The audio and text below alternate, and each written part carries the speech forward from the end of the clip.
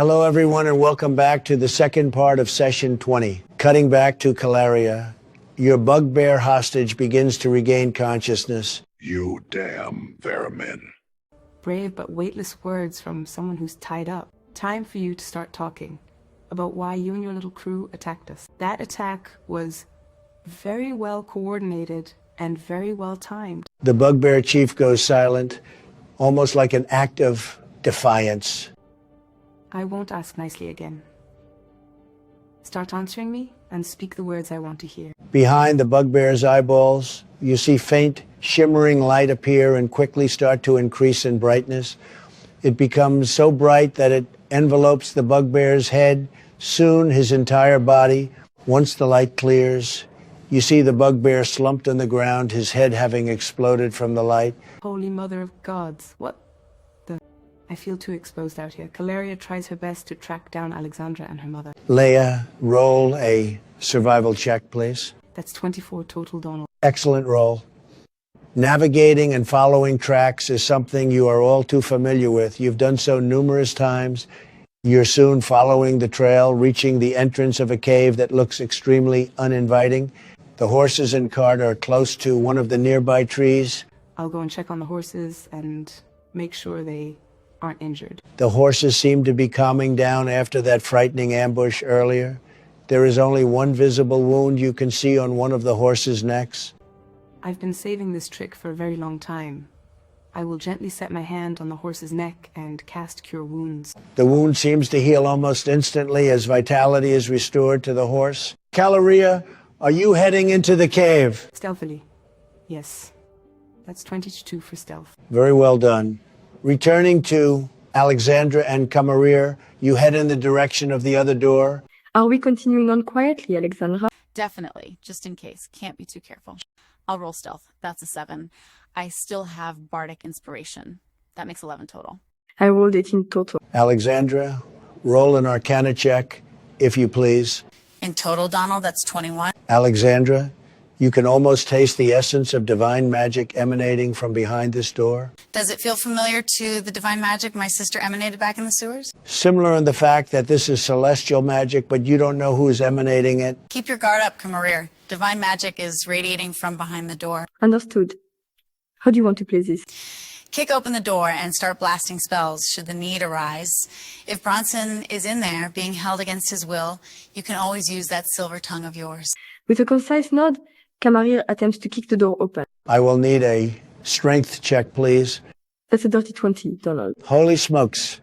You guys are on a roll here. Camarir, you kick open the door with a ferocity and strength you were unaware you even had. The door now open, a circular room is revealed. Surrounding a circular pool of shimmering water are 5 pyres. One individual is tied to each pyre, Bronson being one of them. By the gods! Camarir is immediately running over to you. Camarir, wait a minute. Don't be so reckless. Are there any enemies in here, DM? Not from what you can see, although the shimmering water seems to be bubbling as if it's being heated up rapidly. I'm gonna launch a firebolt into the water. Alexandra, you do so. The firebolt casually makes contact with the water before fizzling out. Kamari, make a wisdom saving throw. That's 15 total. You feel a paralyzing aura of magic attempt to overwhelm your body. You immediately resist and shrug it off. Is Bronson conscious as I reach him? He is not. In fact, he is heavily wounded and bleeding. Hang in there, Bronson. I'll get you out of here. First, I will cast Healing Word at 2nd level, restoring 8 health to Bronson. I'll then roll my rapier and cut the rope binding him. Make another wisdom saving throw. This time, that's 14. You just barely manage to shrug off the same paralyzing magic once again. As you free Bronson, his body slumping to the ground, the bubbling pool of water erupts, an armored individual leaping out of the dead center as if using a jetpack. The figure in question lands a few feet away from you, Camarir. Its armor is completely pitch black and made of a material that you can't quite name, but the metal it consists of is almost divine. The helm is wrought to resemble a death mask. Curls of inky smoke seep from the armor at the joints. Who dares to enter my sacred chamber? The voice booms and reverberates off of all the walls. Well now, aren't you quite the sight? Your cheekiness is pathetic, mortal. Yeah, it was a compliment deep down, sweetie. Enough. I'm taking Bronson away from here, away from you, Knight. Then I'll be back for the others. The knight's voice begins to change. I think not. These individuals are to be sacrificed. None of you will be leaving. Why do you want to sacrifice these guys anyway? Don't you have anything else to do besides sacrificing people? Might I recommend a hobby? Your jests are weak projections to obscure your fear.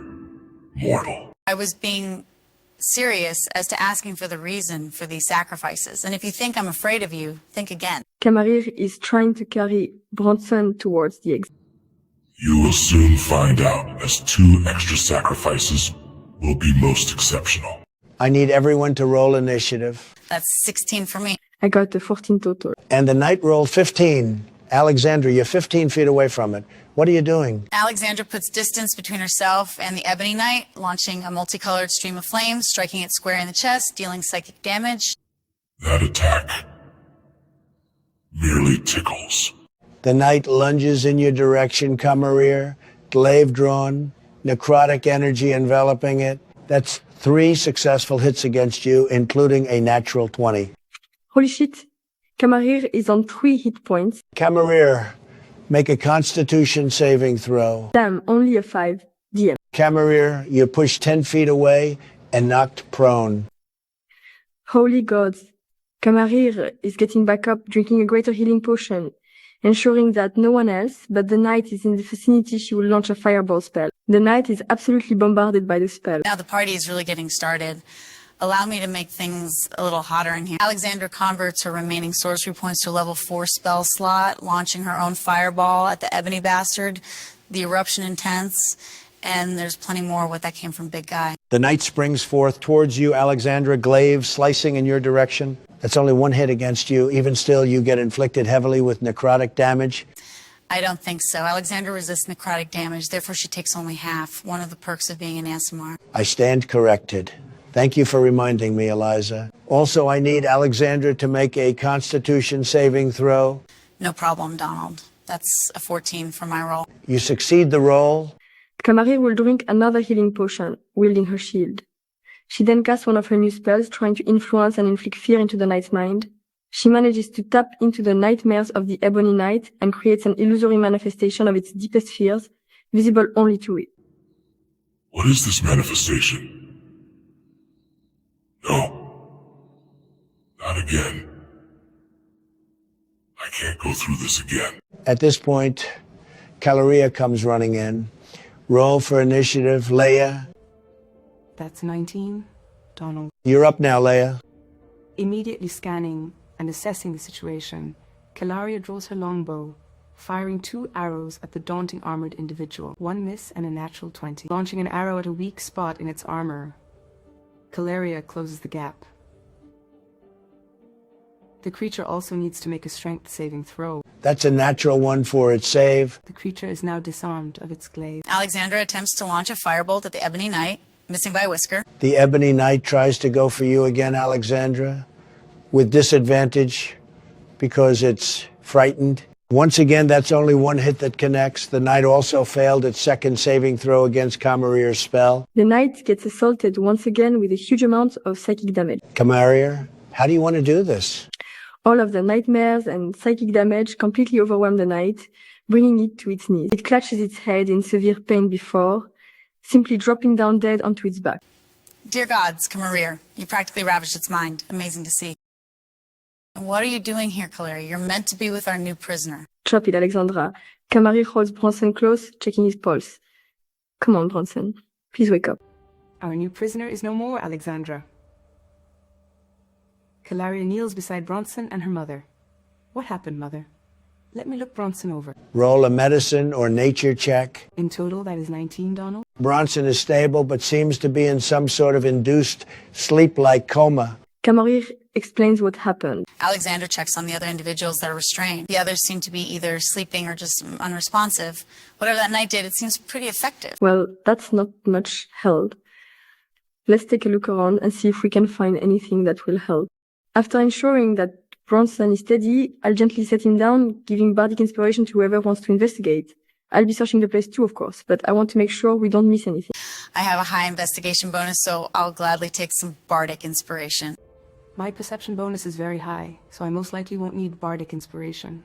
You go for it, Alexandra. Camarier begins to compose an enchanting melody on her viola, bardic magic soon swarming Alexandra as the tune reaches its end. Most appreciated, Camarier. Everyone roll an investigation, perception, or survival check. That's 24 total for my perception check. That's 22 total for myself. Dirty 20, including bardic inspiration. Fantastic rolls, everyone. Caloria, with your roll of 24, you discover a hidden switch that blends in to the brickwork almost effortlessly. I will activate the switch. And on that note, we will leave it there. Thank you all very much for your time and attention, and I wish you all the best.